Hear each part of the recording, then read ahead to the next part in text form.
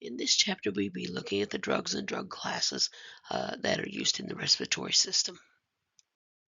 These are the anatomical structures of the respiratory system and the things that are used in the breathing process, with the diaphragm, of course, being the impulse and the structure that uh, creates the beginning of the breath. Key areas that we see in problems sometimes and in treatments are going to be the bronchioles and the alveolar sac.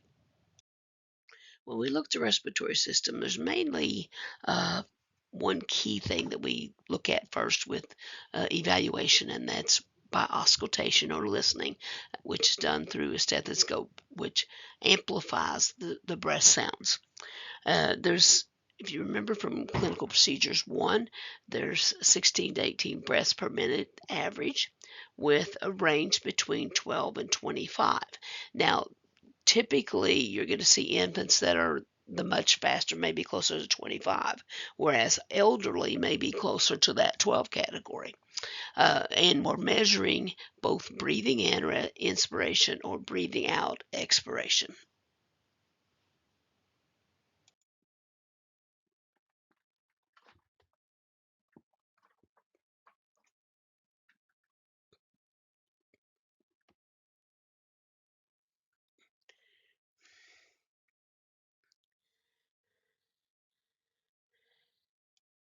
Types of pain that we may note are dyspnea, which are, by midterm definition, that's difficulty breathing, but that may be shortness of breath, it may be very stressed, or maybe labored breathing. We also see hyperpnea, which is going to be things like hyperventilation fit more in that category. Tachypnea is going to be rapid breathing or fast breathing, and apnea, of course, we don't want to see is because that is not is no breathing at all. And then we could also see something like orthopnea, which is going to be positional based. It's not really necessarily on the cause of the breathing, but it may be something we see as a result of positioning. Looking specifically at diseases or illnesses, we see pneumonia is probably one of the most common things. It's an infection in the lower respiratory tract. Most commonly, we're looking at fungal, viral, or bacterial cause. Um, if it is bacterial, they're probably going to be treating it with antibiotics. If it's fungal, they're probably treating it with um, specific antifungal medications. And of course, we know viral infections are typically not treated with a specific medication or drug. They're typically more treated symptomatically because we know things like antibiotics are not useful in treating um, bacterial infections. Bronchitis is basically an irritant caused inflammation of the air passages. It can be acute or chronic, meaning short duration or longer duration. Most common treatments are broad spectrum antibiotics such as tetracycline, erythromycin, or the penicillins. Usually treat them for 7 to 10 days, and the patient responds to that well.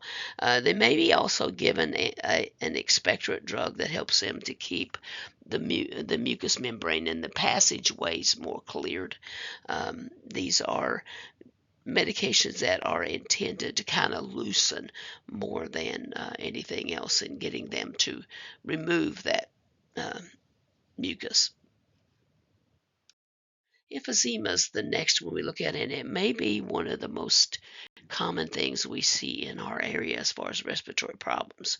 It is when the alveoli become, the sacs become enlarged, and the alveoli is where we are exchanging the oxygen and the carbon dioxide. So as they get enlarged, it prevents them from making that changes adequately.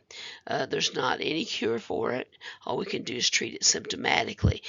They will quite often have recurrent infections, we're going to treat those with antibiotics, and then they'll be given expectorants to help keep those their passages lubricated and to keep that uh,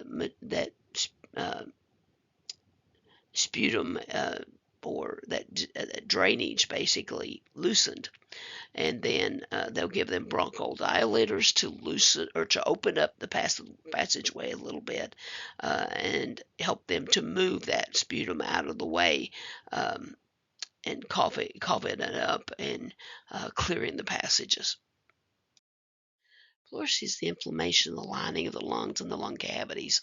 Um, the greatest symptom you're probably going to get from patients here is it causes pretty severe pain. So pain medication they may be getting is sedatives, and basically whatever is causing the problem is really going to be the basis of treatment, other than relieving the pain symptoms and those things.